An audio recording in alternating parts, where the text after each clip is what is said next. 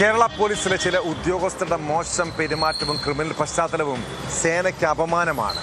ഇവിടെ ഒരു പോലീസുകാരൻ തെറ്റ് ചെയ്താൽ അയാളെ സംരക്ഷിക്കുന്ന നിലപാടാണ് പലപ്പോഴും നമ്മുടെ ഭരണ സംവിധാനങ്ങൾ സ്വീകരിക്കുന്നത്. തിരുവനന്തപുരത്ത് ബസ്സിൽ വെച്ച് പെൺകുട്ടിക്ക് നേരെ പോലീസുകാരൻ ലൈംഗികതിക്രമം നടത്തിയ കേസ് ഒതുക്കി തീർക്കാൻ പല ശ്രമങ്ങളും ഉണ്ടായി.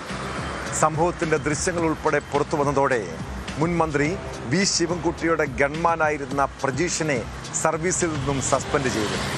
ഇയാൾ ശരീരത്തിൽ സ്പർശിക്കാൻ ശ്രമിക്കുന്ന വീഡിയോ പെൺകുട്ടി തന്നെയാണ് മൊബൈൽ ഫോണിൽ പകർത്തിയത്.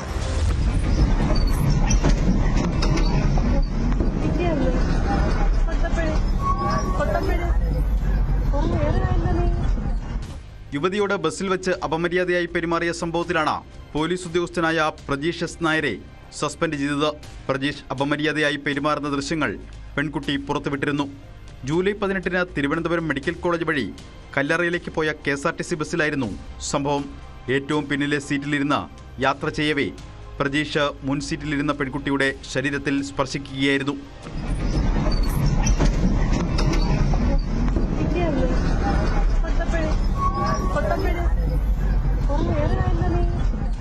വി ശിവൻകുട്ടി മന്ത്രിയായിരിക്കെ ഗൺമാനായിരുന്നു പ്രജീഷ്. തിരുവനന്തപുരം SAP ക്യാമ്പിലാണ് നിലവിൽ ജോലി ചെയ്യുന്നത്. SAP അസിസ്റ്റന്റ് കമാൻഡന്റിന്റെ അന്വേഷണ റിപ്പോർട്ടിന്റെ അടിസ്ഥാനത്തിലാണ് നടപടി. വീഡിയോ പ്രചരിച്ചതിന് പിന്നാലെ സംഭവം ഒത്തുതീർപ്പാക്കാൻ ശ്രമം നടന്നെങ്കിലും വിജയിച്ചില്ല. നടപടി വൈകിപ്പിക്കുന്നുവെന്നും ആക്ഷേപമുയർന്നിരുന്നു.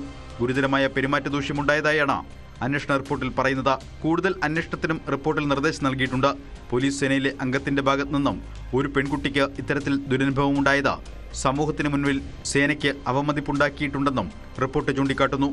സംഭവത്തിൽ പെൺകുട്ടി പരാതി നൽകിയിരുന്നില്ലെങ്കിലും വീഡിയോ പുറത്തുവന്ന പശ്ചാത്തലത്തിൽ SAP അസിസ്റ്റന്റ് കമാൻഡന്റ് അന്വേഷണം നടത്തുകയായിരുന്നു.